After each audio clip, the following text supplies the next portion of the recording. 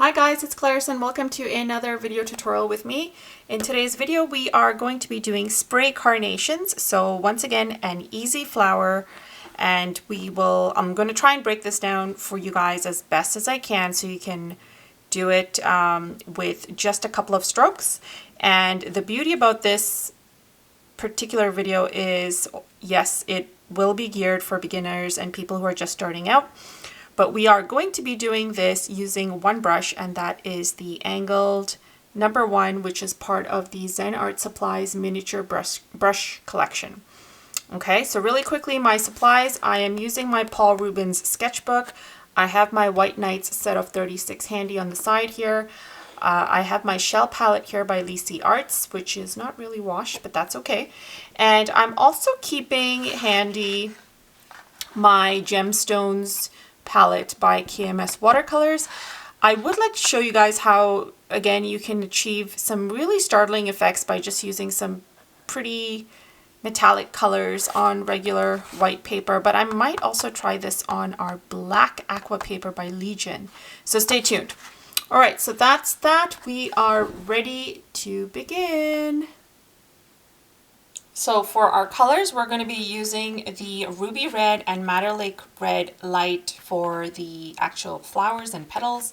And then for the stems and the tendrils and whatnot, we're going to be using a combination of green and chromium oxide. Not going to show you guys any super, not complicated, but we're not going to try something like mixing colors or anything like that. We'll just go with the colors we have handy, keep this simple, keep this easy, so it's not daunting for all of you who are just starting out. Okay, so here's my Ruby Red, and I am going to mix some of that onto my palette here. Actually, you might not even need to mix it on the palette. I'm just doing this for you guys. I typically just take the color and start painting right away, because we don't need that much of it. So I've got some color on my brush, and we're going to start. So dipping the tip of my brush in water and then taking some of the color, we're going to start off by painting the petals. And the petals are going to be like, you have to watch my brush strokes to really see what I'm doing. So this is the angled brush, as I mentioned, and I am going to press down my angled brush and then swipe across to get that nice round curve. And then using the tip this side where it's the longest, I'm just going to bring it down this way. Dipping the tip of my brush in water, I am pulling down the color, but also leaving white space. So you know how the petals typically have a curve. So as I'm bringing down these sides here, I'm leaving this white space in there. That is key. So now taking some more of that color, I'm going to do another one on this side. So starting with the longest tip, drawing it out, pressing down, and then kind of filling it in, getting some water on my brush and just kind of filling it in here, getting more color and closing up that space. Notice the white space. The white space is integral and key to our painting. So for the last one, the last petal, I am just taking it outward like this. And then using the full width of it and pressing down and bringing it in. I'm going to get some water on the tip of my brush and do the same thing for this side. Leaving white space in between.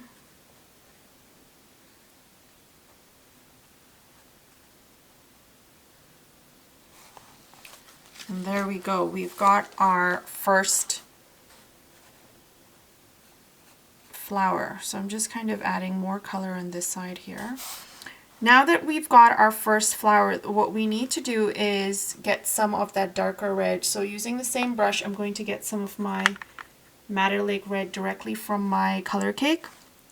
And I'm just going to add some strokes for this, just on the edges of the petals, a little bit here and there, extending some down here.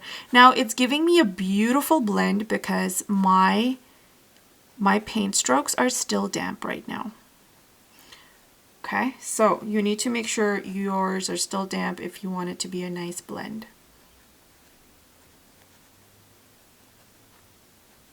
Okay, so that's perfect. And now we're going to wash this brush off. And I'm going to get some of my chromium oxide first, using the same brush. And what I will do is, because the bottom of this flower is quite thick, using the width of my brush again, I'm going to do it sideways. Actually, I'll just do an outline first around the petals so I'm not interfering with it. And now I'm pressing downward and getting this nice thick bottom green of the flower, green bottom for the flower. Using the side or the tallest area of my brush, I'm kind of almost drawing this in now.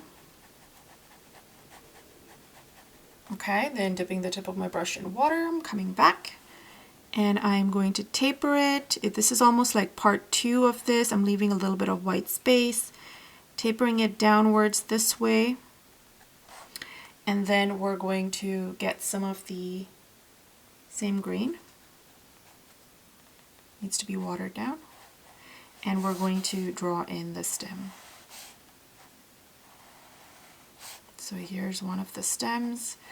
And now we'll take some of the dark green, or which is called green, on the brush. And I'm just going to add some strokes for this just below here.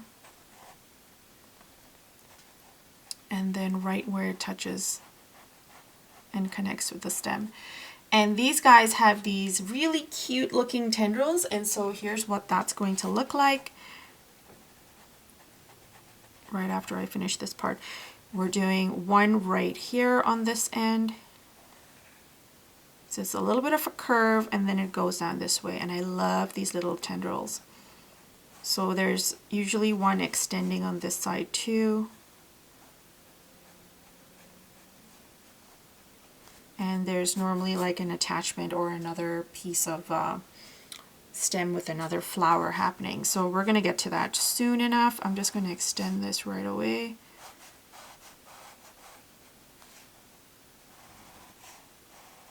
And here we go. Here's one more. And this time we can start from the bottom up. So for instance, we can just kind of go ahead and create that nice thick area there. Paint it in, see, there you go, just like that. Have it attach, do the little narrow bit here very loosely.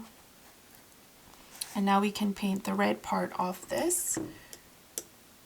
So by now you should have the hang of this. I'll show you one other way to do these petals. Like we've got one that's kind of upward. We'll do one that's kind of really facing off to the side. And so for that, using the span of the width of my brush, I'm just going to press down, bring it downward this way, dipping the tip of the tallest point of my brush in water and then coming back to create the other half of this, bringing it this way. And then we'll do one petal kind of just outward like this. Notice the white space that I'm leaving in between the petals. Super easy and simple, and keeping it light and just fun. I just added one stroke here to kind of make it seem like there's a background petal. And now at this point you can go in and add a little bit of a darker, the Madder Lake red in there. So I'm just going to get some of that Madder Lake red, and I'm going to add some of it right here. Having like a two-tone flower, I always say, is something nice to your paintings.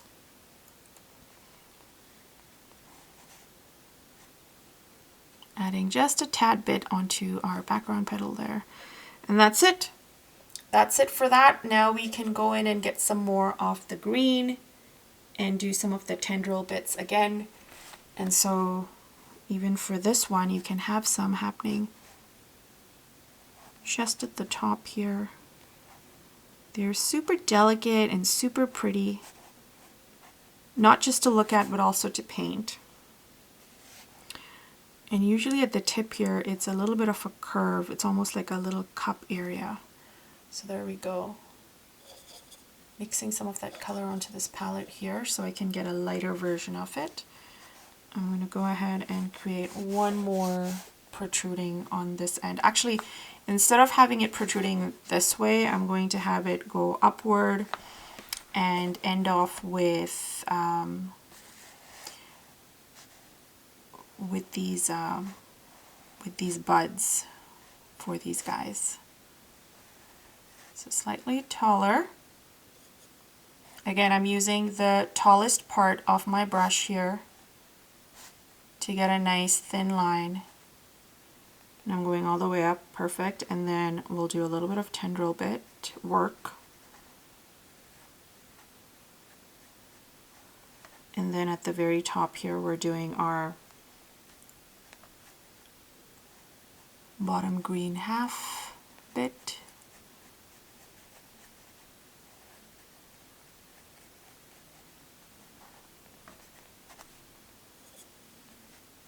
Taking some of that dark green, or which is called green, from my St. Petersburg White Knights. I'm just adding more of that green in here. And there's a little bit of like a three, it's almost like three little triangle bits that happen here for the bud. And then we'll have the red just at the top of it. So washing off my brush now, I'm going to go ahead and get some of that Madder Lake red. Not even going to go for the ruby, I'm just going to go for the Madder Lake red, and got it directly on my brush. And we're doing a light painting of this very loosely at the top here.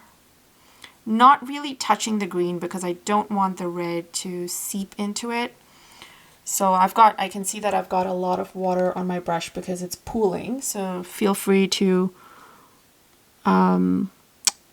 take off some of that excess water and then come on and paint this loose area here. Again, I'm leaving white space in between, making sure that things are not too colored in is the word, because we are still aiming for loose and fun. Wondering if I can just blend this in a bit more. That's why I'm going ahead here. Okay, so continuing on to add the metallic versions of this, I'm going to, just so this is quicker, I'm going to get the number 2 round to get some of the green from St. Petersburg to do our stems, and then we'll do the flowers really quickly. And so I'm going to extend this stem right here, and we're going to go ahead and create, let's see, like a stem coming from down further here.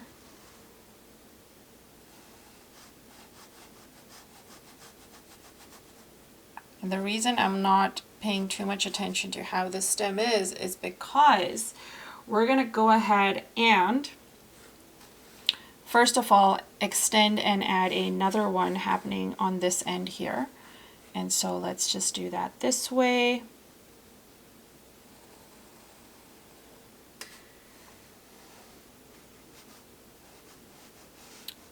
And lightly drawing that in, and then we'll do one tendril coming out this way from here. Getting some more of my green, fluctuating between the 2 different greens that I have. And I'm just going to add another tendril over here on this end.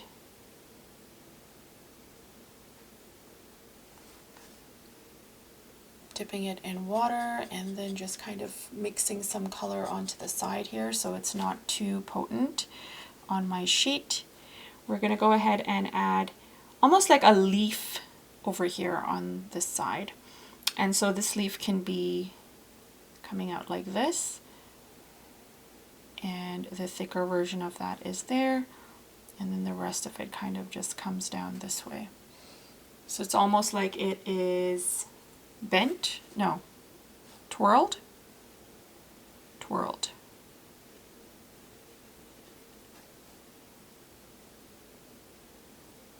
and just painting that in properly, leaving the tip of this leaf sharp.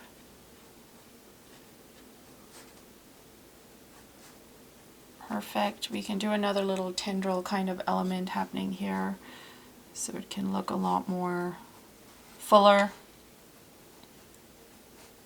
And then I think that's good enough for the leaf. If you want, you can do one more leaf kind of just protruding, and just leave it simple this time. Just kind of do something like that.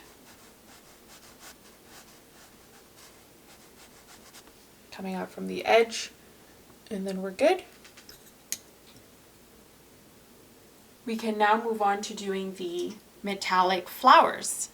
So for the metallic flowers, I'm going to use the ruby. Let's use the ruby. It's not quite red, but it's more of a pinky color. So I'm going to get the angled brush right here. Start activating my ruby.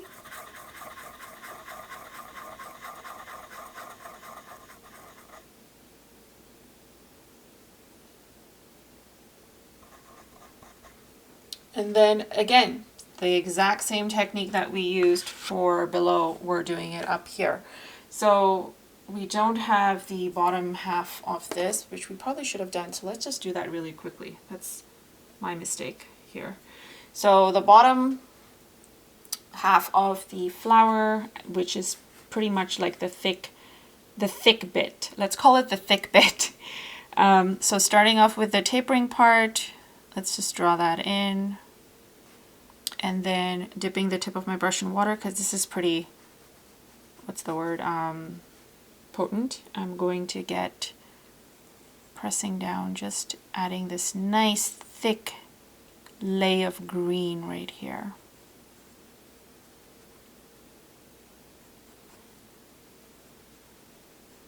Rectangular-ish in shape. There we go, that's good enough. And now we are taking the color that we have, and we're going to go ahead and do it exactly like how we did it up here, except using metallics. This time I'm going to spread it this way and have it come inside here. So we'll just do it protruding from two sides.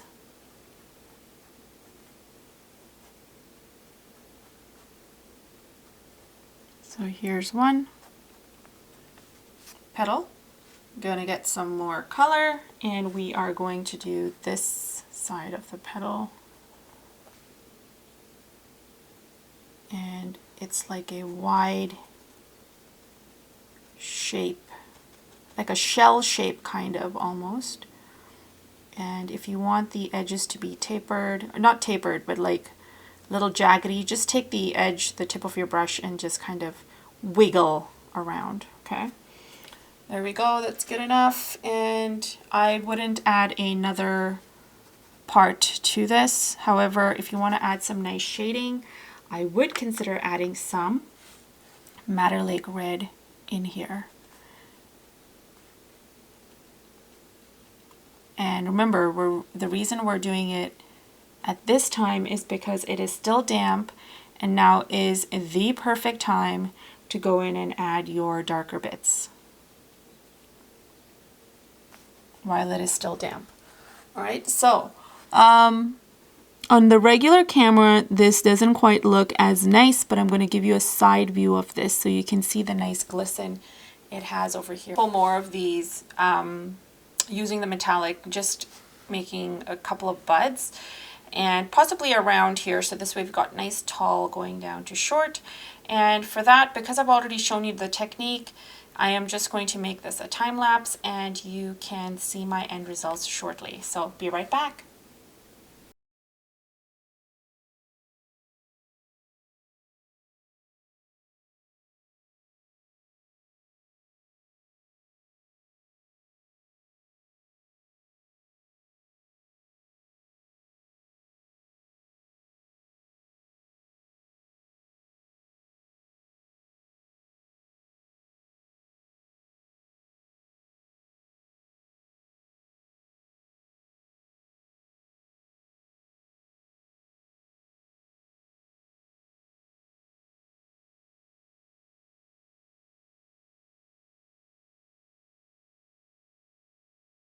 All right, so this is what it ended up looking like. I ended up adding quite a few buds over here. And while this is right side heavy, I do love the imbalance that there is to this composition here. So hope you guys enjoyed this as well. If you are looking to do something fun and create little pretty things like this, in addition to the weekly videos that I have, check out my watercolor challenges. The newest one is starting May 1st, so link is below. Make sure you go ahead and sign up. And if you are looking to, I guess, learn more about painting or just get more accustomed to this loose style of watercolor, I suggest you try some of my monthly classes. Check them out. And yeah, that's it. So thanks guys for watching. Tag me in your work. I want to see it. Or if you don't post on social media, just send me a DM. I would love to see what you do. And let's create and paint some pretty spray carnations. Oh, don't forget, hit that like button and also subscribe if you like videos like this. All right, guys, thanks so much for watching. Bye.